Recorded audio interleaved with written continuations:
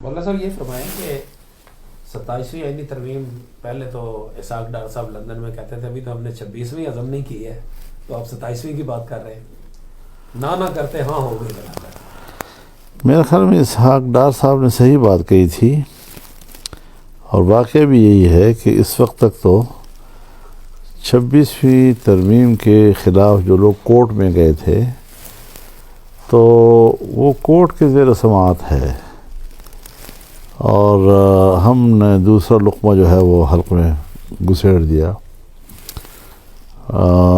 دوسری بات یہ ہے جی کہ دیکھیے، یہ تاثر بالکل نہیں جانا چاہیے کہ جیسے آئین کو کھلواڑ بنا دیا گیا ہے، اور پھر ایک ایسی اسمبلی کہ جس کی نمائندگی پر بھی سوالات ہیں کہ وہ عوام کی حقیقی نمائندہ ہے یا نہیں، اور ہمارا موقف بڑی وضاحت اور صراحت کے ساتھ ایک دفعہ نہیں بارہا سامنے آیا ہے کہ یہ الیکشن جو ہے یہ عوام کی نمائندگی نہیں کرتے، اور بنے بنائے نتائج کے ساتھ انہوں نے حکومتیں بنائی ہیں۔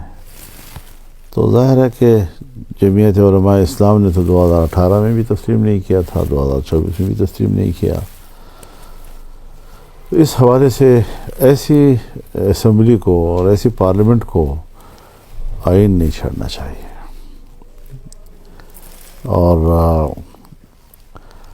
یہ تاثر بھی ہے کہ جس طرح پہلے باجوہ صاحب نے خود اپنی نگرانی میں ایک قانون سازی کرائی اور اپنے ایکسٹیشن کے لیے انہوں نے راستہ کھولا، تو اس تاثر کو اور مضبوط کیا جا رہا ہے کہ طاقتور قوتیں جو ہیں وہ اسمبلی کو مجبور کر رہی ہیں اور جبر کے تحت اس قسم کی ترامیم ہو رہی ہیں۔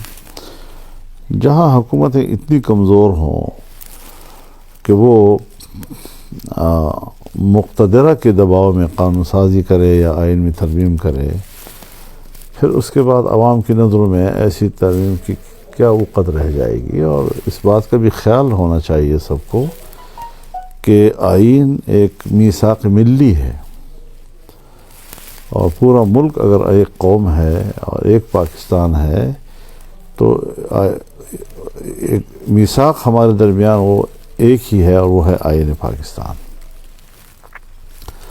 تو اس حد سے آگے نہیں گزرنا چاہیے ان کو کہ ملک کے اندر جو ہے پھر وہ آئین متنازع ہو جائے۔ ایک متفقہ آئین کا ٹائٹل موجود ہے۔ رہی بات یہ کہ یہ بات ہم نے اس وقت کیوں نہیں کی جب ہم 26ویں ترمیم کی طرف جا رہے تھے۔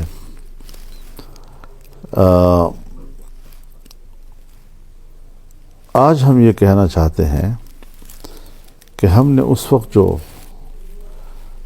رعایت دی، بات چیت کی، مذاکرات کیے، اور ہم نے 34 شقوں سے حکومت کو دستبردار کیا یا دستبردار ہونے پر آمادہ کیا،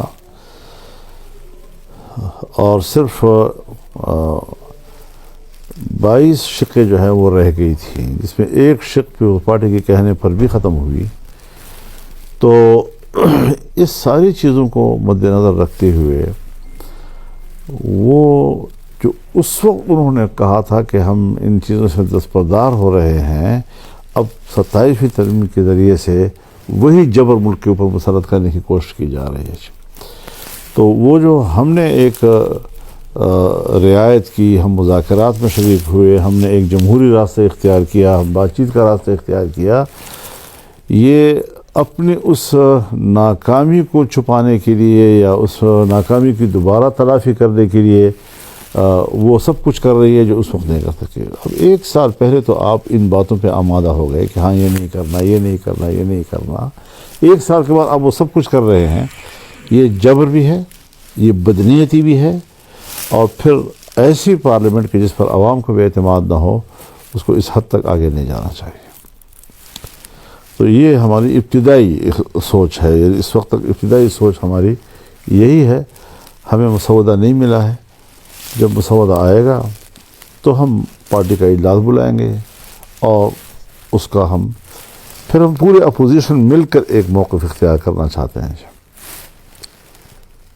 یہ تو میری ابتدائی رائے ہے. پھر ہم متفقہ طور پر جو رائے بنائیں گے وہ سارے اپوزیشن کی ایک ہی ہوگی. ہم نے اس وقت بھی اپوزیشن کو تقسیم نہیں ہونے دیا. ہر چند کی حکومت کی یہ کوشش تھی کہ پی ٹی آئی اور جے یو آئی کے راستے جدا ہو جائیں اور دونوں الگ الگ راستوں پہ جائیں، لیکن ہم نے ان کو اپنے ساتھ وابستہ رکھا اور آخری لمحے تک ہم اکٹھے رہے اور ہم ایک ایک چیز سے ان کو آگاہ بھی کرتے رہے اور ان کا اتفاق رائے بھی حاصل کرتے رہے. جہاں ان کو کسی شق پہ اعتراض ہوتا تھا ہم اس حوالے سے دوبارہ بات کرتے تھے گورنمنٹ کے ساتھ. تو یہ ساری چیزیں جو ہیں اس حوالے سے بالکل واضح ہیں. اور ملک میں حضرت قوم کو تقسیم نہ کیا جائے. ایک معتدل قسم کا جو ماحول ہے اس کو شدت کی طرف لے جایا جا رہا ہے اور حکومتیں جو ہیں وہ حالات کو دیکھتی ہیں. ایسا کوئی قدم اٹھانا کہ جس سے ملک تقسیم ہو، عوام تقسیم ہو، قوم تقسیم ہو، میرے خیال میں آئین کے حوالے سے ہمیں بہت احتیاط کے ساتھ ہر قدم اٹھانا چاہیے. کل تک تو اسحاق ڈار صاحب کہتے رہے کہ جی مجھے تو کچھ پتہ نہیں ہے اور کیا ضرورت پڑ گئی ہے ہمیں، تو ابھی 26ویں ترمیم ہضم نہیں ہوئی تو دوبارہ کس ترمیم. اب وہ معمولی آدمی تو نہیں ہے، نائب وزیر اعظم ہے، وزیر خارجہ ہے اور یکدم سے کیا ایسی صورتحال ایمرجنسی آ گئی کہ ہم اسمبلی میں اس قسم کی چیز لا رہے ہیں. تو میڈیا کی دنیا میں تو باتیں چلتی رہتی ہیں، لیکن ایک حکومتی ایک منصب پر فائز بڑا شخص جب اس قسم کی بات کرتا ہے تو اس کا معنی یہ ہے کہ کوئی یکدم ہی کوئی چیز آ گئی ہے. اور اگر جس طرح آپ لوگوں نے کہا جی کہ ان کے ایک منسٹر کہتے ہیں میں 3 مہینے اس پہ کام کر رہا ہوں، اسی سے اس کی غیر سنجیدگی کا بھی پتہ چلتا ہے. اسی سے اندازہ چلتا ہے کہ یہ کہاں سے آئی ہے. یہ آدمی کیا خود اتنا بڑا کام کرنے کی صلاحیت کا حامل ہے، یا یہ کہ کسی نے ڈیوٹی لگائی ہوگی تو ڈیوٹی کر رہا ہے. تو اس قسم کی چیزیں نہیں ہونی چاہیے ملک کے اندر.